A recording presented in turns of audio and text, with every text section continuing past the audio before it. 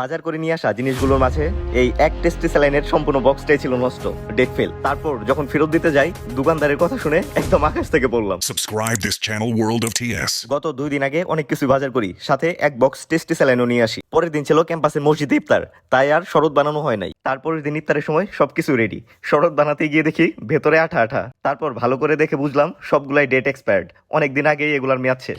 এগুলা যতগুলা নিয়ে আসছি একদম একদম ফুল বক্স সম্পূর্ণ, সবগুলার হচ্ছে ডেট শেষ, একটাও ডেট নাই।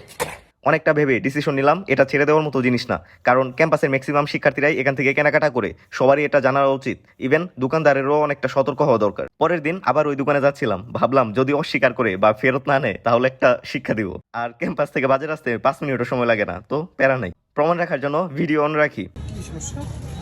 সমস্যা বলতে কি হচ্ছে যে এটা দেখেন, ডেটগুলো দেখেন। আমি আপনার থেকে গত পরশু দিন এটা নিয়ে গেছি, সম্পূর্ণ একটা বক্সে দেখি একটাও ডেট নাই, সবগুলো হচ্ছে ডেট ওভার। এই যে এটা আমি আপনার থেকে নিয়ে গেছিলাম, তার মাঝে একটা খুশি আর ভিতর দিকে এগুলো সব নষ্ট হয়ে গেছে, ভিতরে এখন ওগুলো কোনো কিছু করি নাই। দেখুন,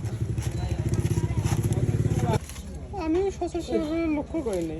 পরক্ষণেই দোকানদারকে একবার বলার পরই ওনার এক্সপ্রেশন দেখে মনে হইতেছিল আকাশ থেকে পড়ছে। এটা যে নষ্ট, ডেট এক্সপায়ার হয়ে গেছে, উনি বিশ্বাস করতেছিল না।